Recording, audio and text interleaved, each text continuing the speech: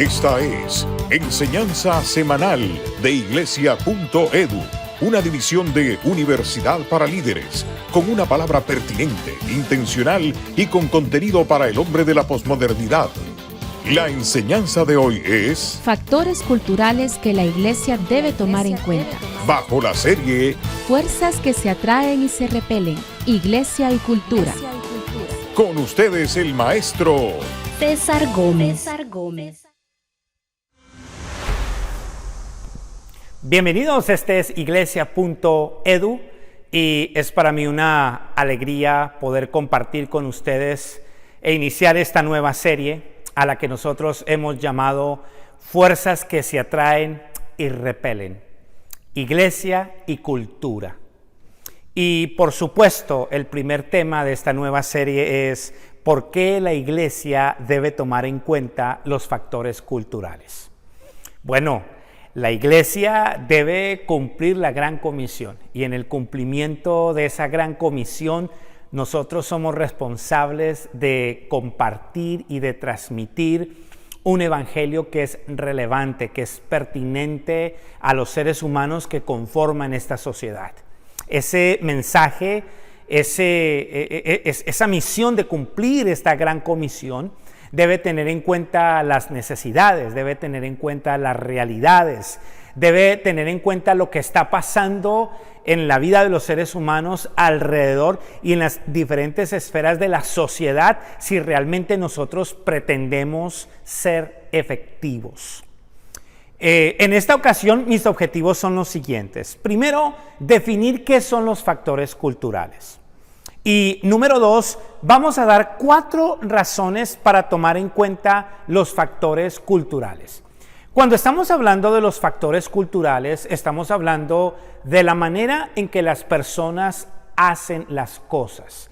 Los sociólogos hablan de costumbres que los seres humanos tienen. Y por supuesto, la manera en que los seres humanos hacen las cosas, cómo ellos se comportan en la sociedad, es el reflejo de lo que los seres humanos creen y de los valores que manejan.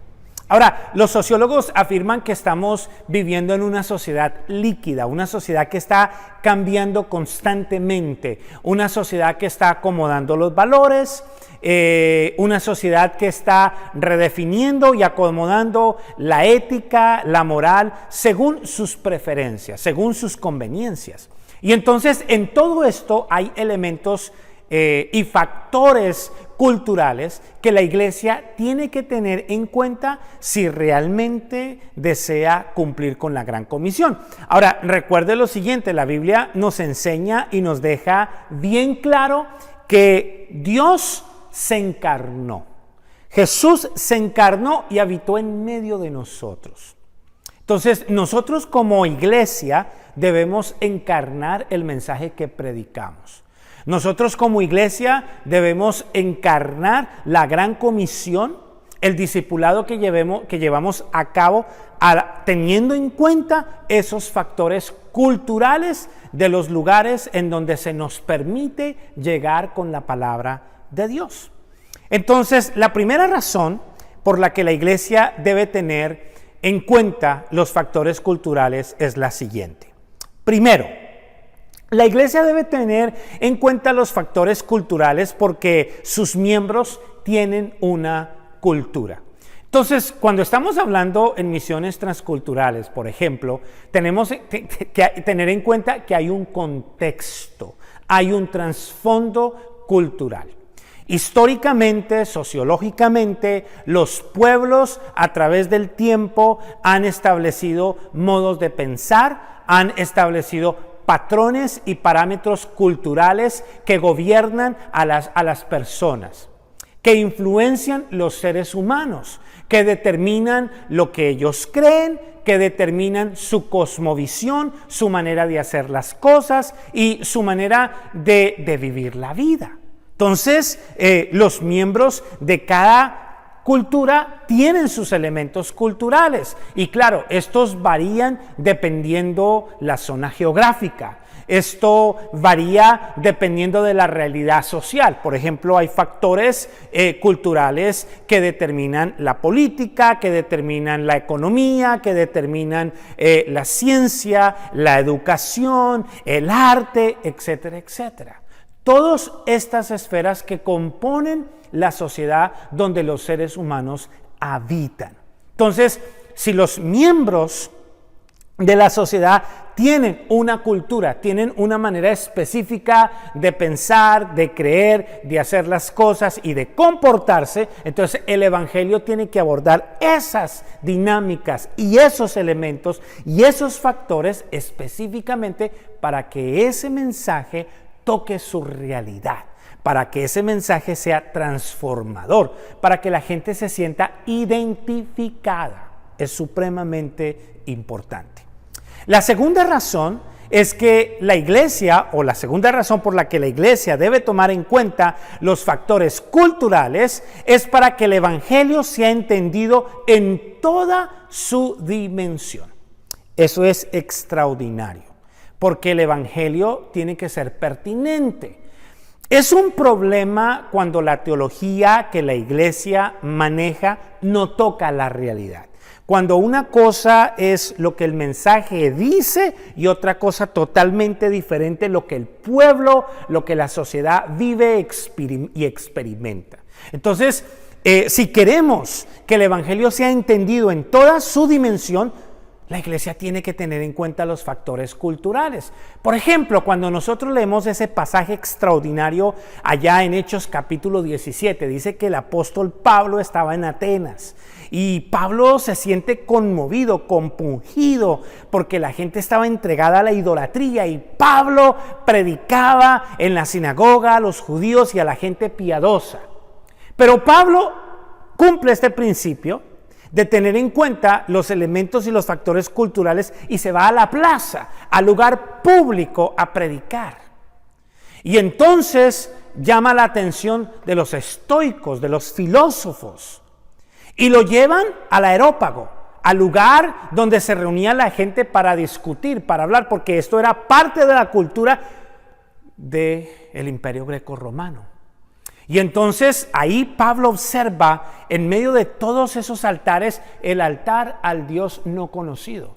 Pero si nosotros leemos cuidadosamente ese pasaje, vamos a observar que el apóstol Pablo le predica a ellos no como le predicaba a los judíos en la sinagoga, y no como Pablo le hubiera predicado a la gente en Jerusalén, sino que Pablo, entendido de los elementos, de los factores culturales, de las personas, incorpora esos factores y esos elementos en su manera de predicar y en su mensaje para llamar la atención, para que las personas se sientan identificadas con el mensaje que está predicando.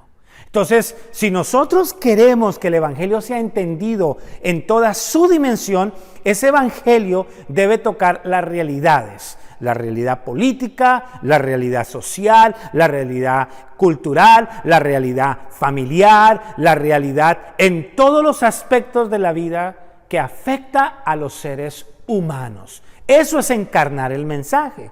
Y entonces las personas van a poder entender ese mensaje, el evangelio, en toda su dimensión. La tercera razón por la que la iglesia debe tomar en cuenta los factores culturales es porque la palabra de Dios no se escribe en un vacío cultural. Eso es extraordinario. Dios contextualizó el mensaje históricamente a través de los tiempos, teniendo en cuenta los factores culturales, las dinámicas culturales. Por eso, cuando nosotros estudiamos la palabra de Dios, nosotros hablamos de contexto, para poder extraer el significado del mensaje que Dios le habló a un pueblo en un momento histórico específico.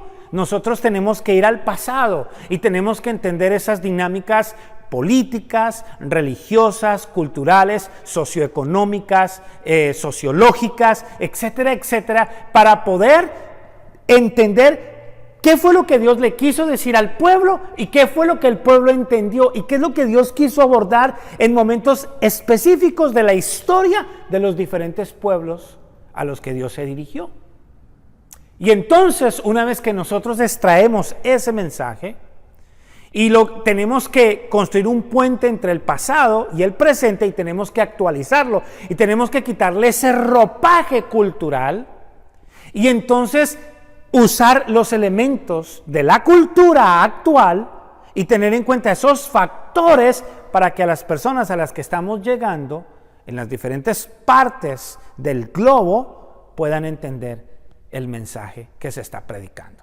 Entonces, evidentemente, hoy en día no le vamos a predicar de la misma manera que se le predica a una persona que vive en Argentina, en Sudamérica, a una persona que está en España, en Europa. No vamos a predicarle de la misma manera a un grupo de personas que viven en África, a personas que están en los Estados Unidos o que están en Asia, porque hay que entender esos factores culturales, y por eso surge el tema de las misiones transculturales.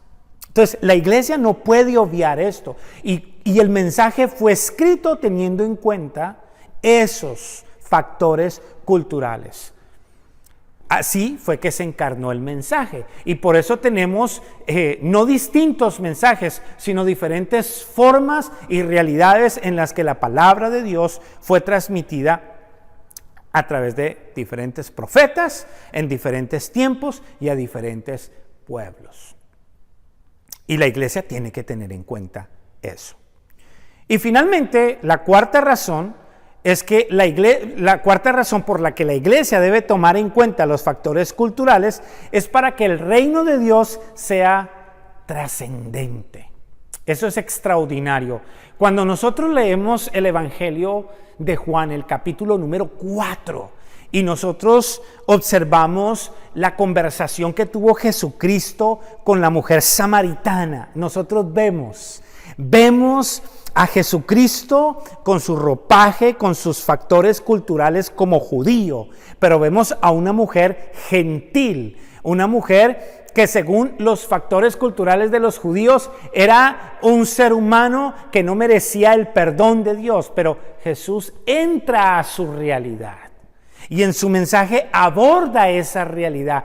Y lo extraordinario es que llega un momento que en el mensaje, a través de la manera en que Jesús le predica a ella entiende, y llega un momento donde se da cuenta que Dios llega a su realidad, toca su realidad religiosa, su realidad espiritual, su realidad moral y ética, y ella se da cuenta que no era un ser humano, un hombre común quien le estaba hablando. Pero trascendió, no se quedó simplemente en el plano cultural, sino que trascendió a lo espiritual, y ella entendió que Jesús era el agua de vida que ella estaba buscando. Que Jesús era el agua espiritual que ella estaba buscando. Entonces, para que el reino de Dios trascienda, llegue, transforme, la iglesia tiene que tener en cuenta esos factores culturales. Mis conclusiones en esta ocasión son las siguientes. Primero, los factores culturales son todas aquellas tradiciones, formas de hacer las cosas que tienen las personas. Y si hay algo que nosotros como iglesia tenemos que tener en cuenta, es que no podemos demonizar la cultura.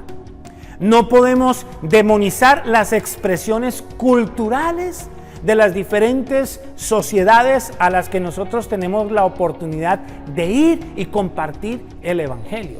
En realidad, si somos honestos, ese fue el error que cometieron históricamente muchos de los misioneros del pasado, que no supieron conectar con la cultura, que no supieron respetar ciertos aspectos culturales. Ahora, nosotros vivimos en una sociedad bastante sofisticada y no podemos negar que hay elementos de la cultura y hay factores culturales que son supremamente sofisticados.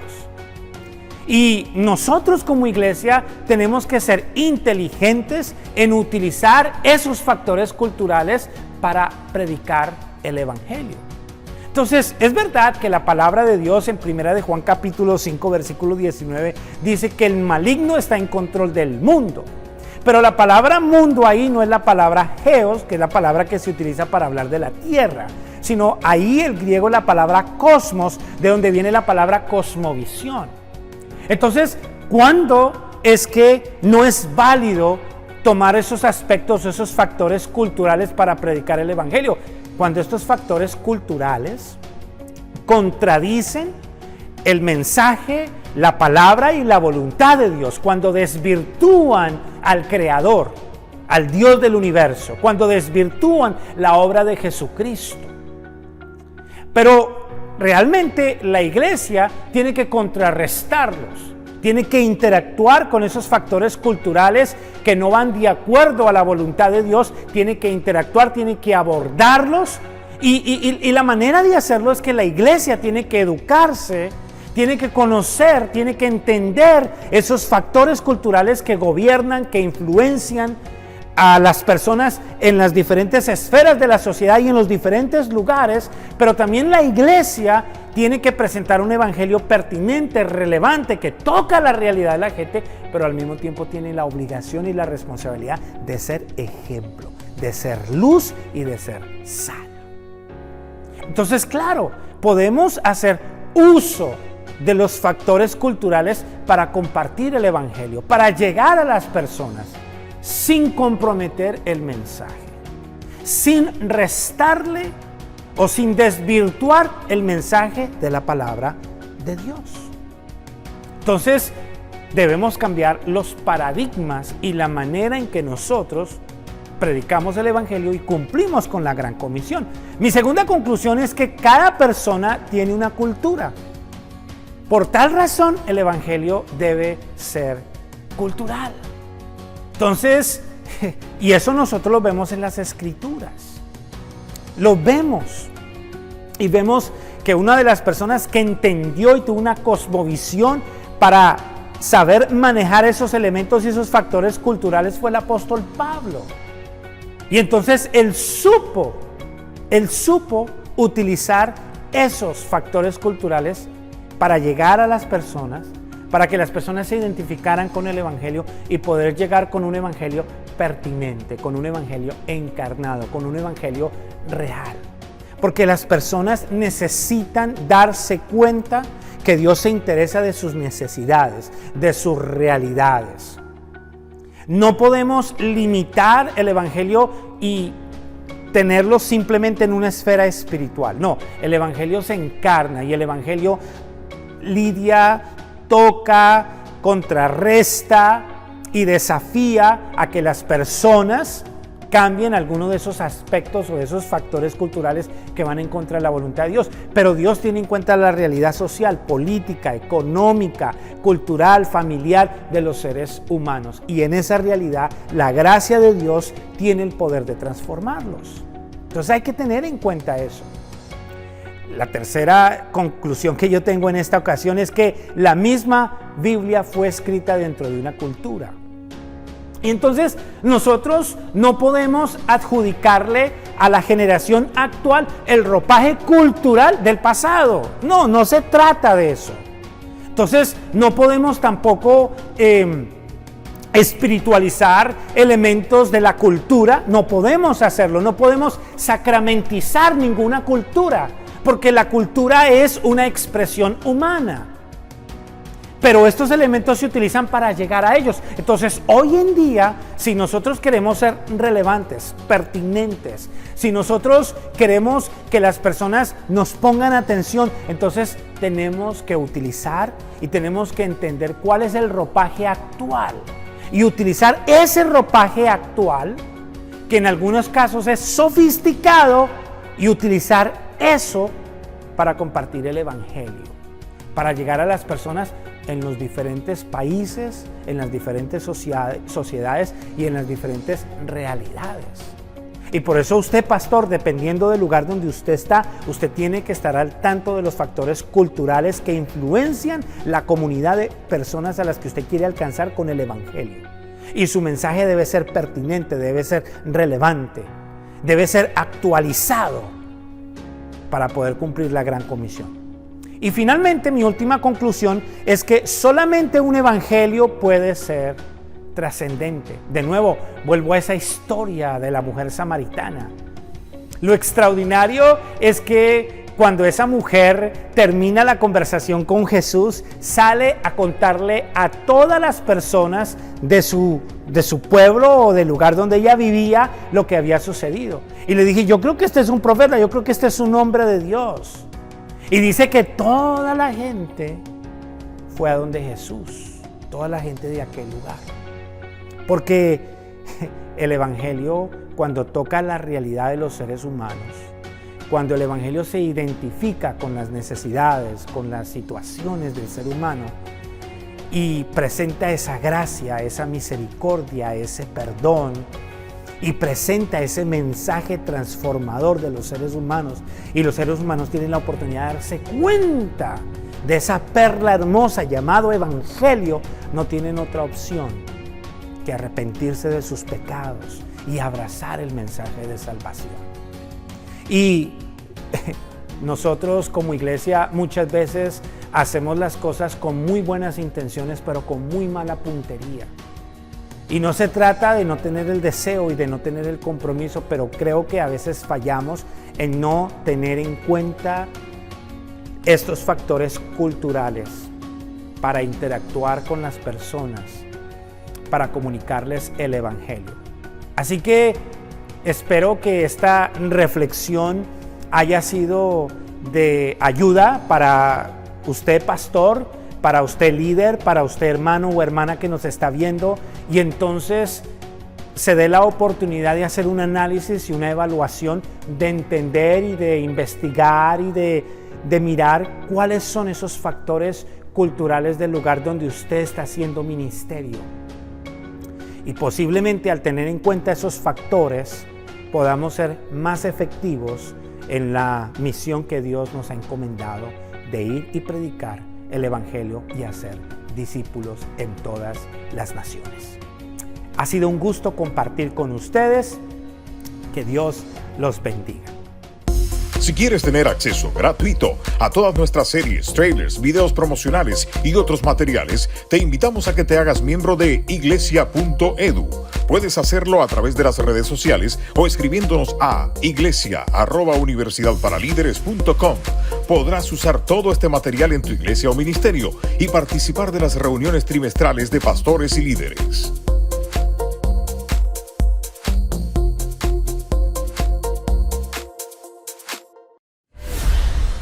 Enseñanza semanal de iglesia.edu.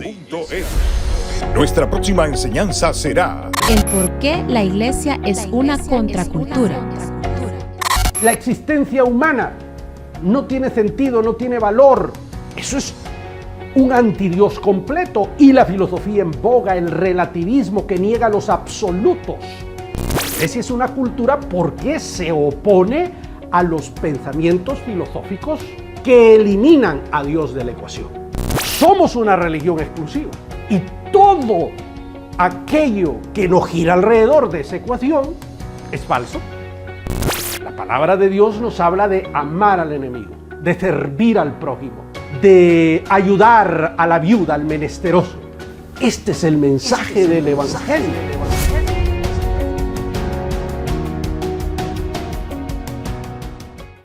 La segunda cumbre internacional virtual de liderazgo se acerca. ¿Ya te registraste como un punto de conexión, pastor? ¿No lo has hecho? Hazlo ahora mismo. Escríbenos a iglesia@universidadparalíderes.com. Vas a poder ser parte de este gran evento internacional que Dios ha diseñado para bendecir al liderazgo de tu iglesia. Así que yo te invito a que nos escribas y que seas parte de la segunda cumbre internacional de liderazgo de iglesia.edu.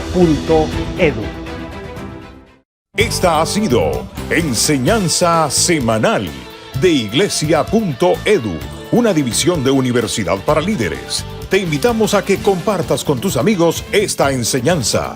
Te esperamos por este mismo medio y a esta misma hora.